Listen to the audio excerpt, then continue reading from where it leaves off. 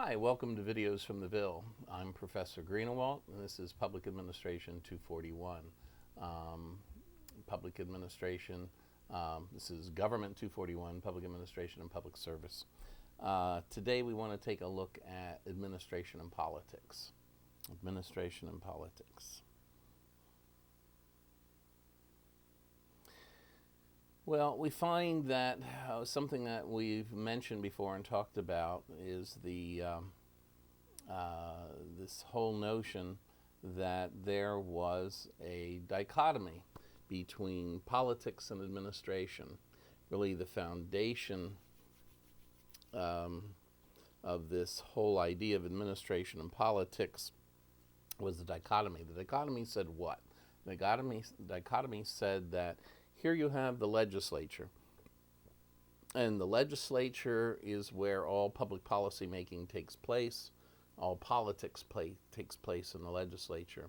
Once the legislature develops laws and they're passed, they're given to the executive branch. They're given to the bureaucracy and the executive branch, and the executive branch and the bureaucracy salute the legislature and say, thank you very much.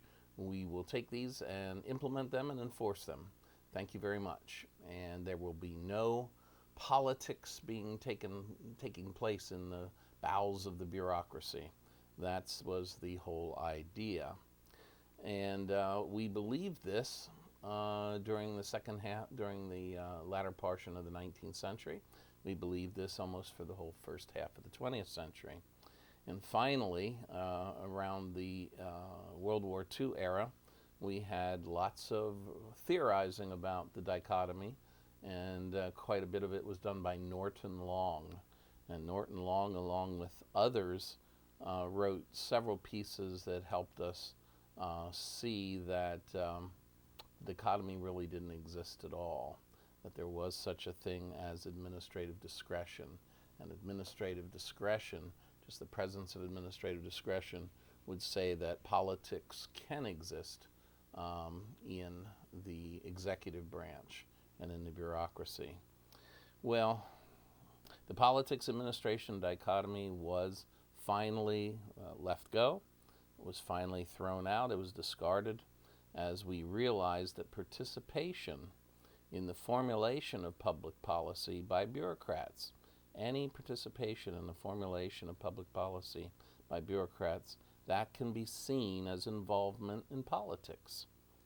That can be seen as involvement in politics. So this realization was essentially triggered, as I said a moment ago, by the presence of administrative discretion. Bureaucrats have administrative discretion when they are operating programs. Well, point of the matter is that the dichotomy was always fictional. Let me repeat that. The dichotomy was always fictional. And I'll repeat it one more time so you won't get it wrong on any future test, for example. The administration between politics and policy and administration, the dichotomy was always fictional. But even though the dichotomy was fictional, it was not absurd to believe it in the 19th century and the beginning of the 20th century. Why is that the case? It wasn't absurd to believe it.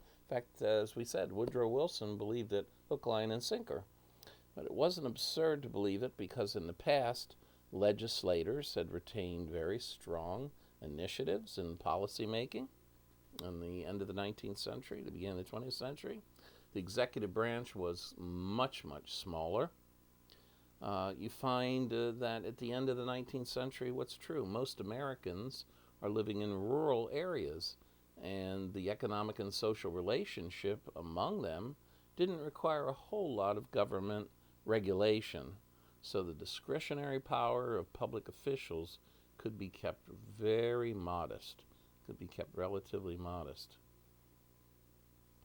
Issues number 4, the dichotomy was always fictional, but it was not an absurdity in the past to believe it, because number 4, issues that the legislature dealt with in the past, they were not as technical. So much of the legislature believed that they could initiate legislation in Congress and they didn't need to have the help of a specialized department of the executive branch. So that is why the dichotomy looked possible, and many believed that it was there for these reasons. Well, how do administrators engage in politics? Let's take a look. Administrators engage in politics simply when they formulate policy ideas. Anytime that an administrator in the various departments of government at the national level or state level, when they're formulating policy ideas, they're engaging in politics. Notably, however, most administrators end up stopping more policies than they formulate. They end up stopping more policies than they formulate. We find that when they implement policy, there are four elements. When they implement policy, I need to rephrase that. Administrators engage in politics when they formulate policy ideas, but also when they're implementing policy. Now, when they're implementing policy, there's four elements to policy implementation. What might they be? Four elements to policy implementation.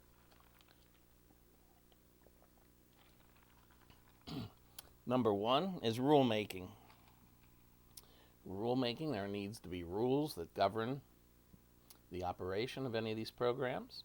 So rulemaking, number one. Adjudication, number two, for differences of opinion about how things may be rolling along. There's the need for law enforcement for any program. And finally, program operations. So the four portions, the four elements of policy implementation are rulemaking, adjudication, law enforcement, and program operations. Now, you find that the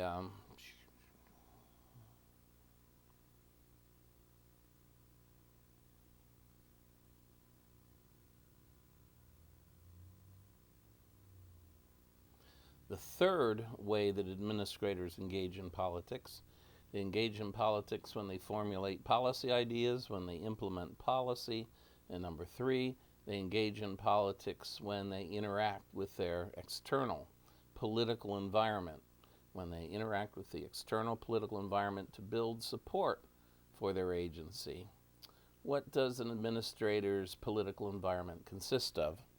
Any administrator, for example, when I was at Greene County and was essentially the Director of Community Development or Assistant County Administrator, or when I'm in Harrisburg as the Director of the Senate Public Policy, Director of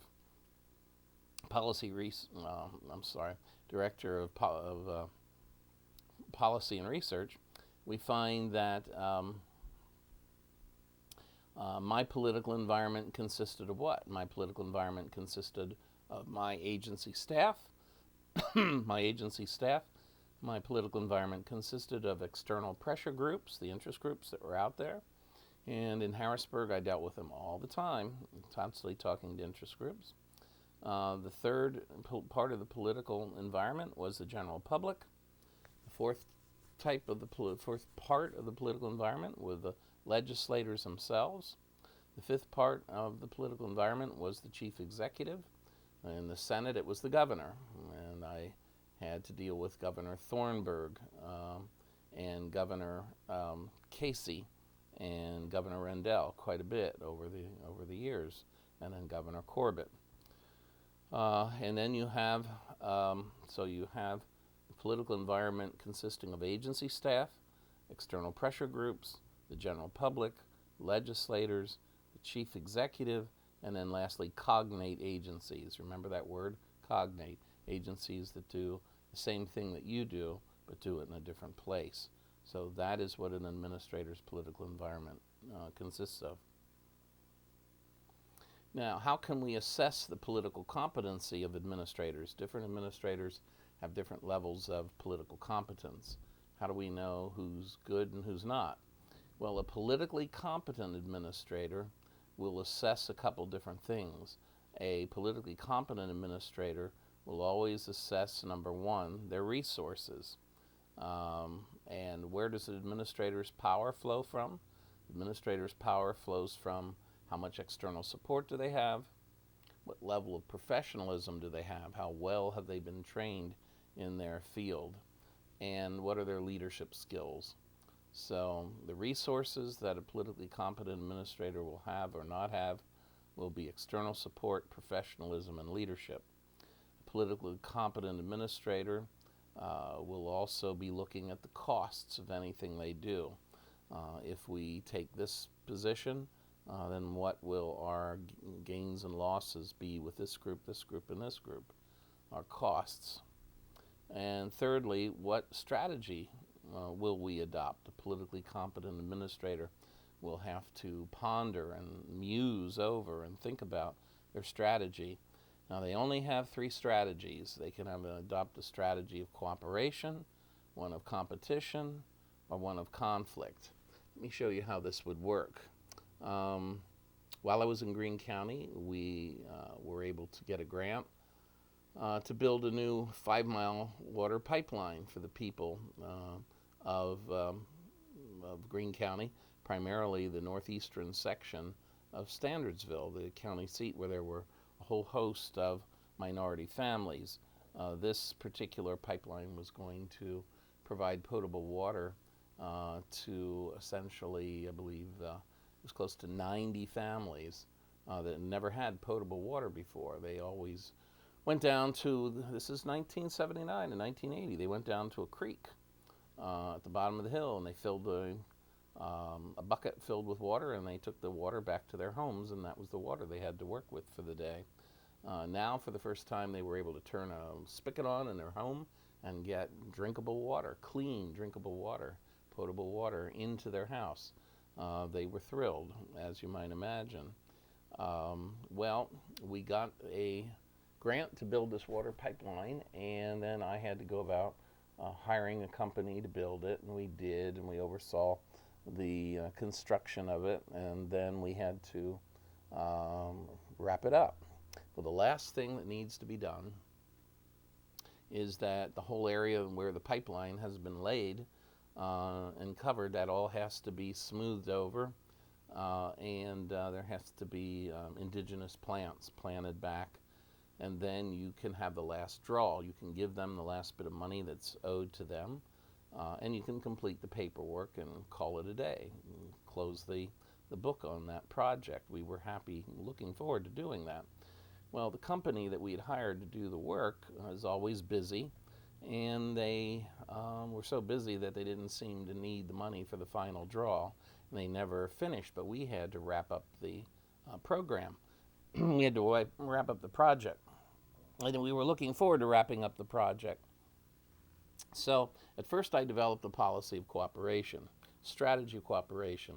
I would go to the different construction sites where they were working, and I knew where they were working on some housing projects, and I waited until those houses were in good shape, and then I went in to the office and I said, well, I see that you're in good shape. I was wondering if you could please finish our project. I'm trying to work with you. So I was using a strategy of cooperation. The contractor told me he appreciated that and he would get on it and do it, and he never did. So then we went to a policy of competition, strategy of competition. I visited the contractor and told him that we were going to put this remaining work out for another bid and see if there were other contractors who would like to do the work and finish it for us. And he told us that wasn't necessary, that he really was going to finish it, he was going to get on it, but I was exposing him to potential competition. Well, that didn't work either. So finally, the last strategy is a strategy of conflict. And that was ultimately the strategy that I went in with finally. A strategy of conflict, simply saying, if you do not finish this project, we will take you to court. We will sue you. You will not get the final draw of your money. And he was related to one of the county supervisors, so he didn't want the bad press for his relative, and he really did want to finish the project.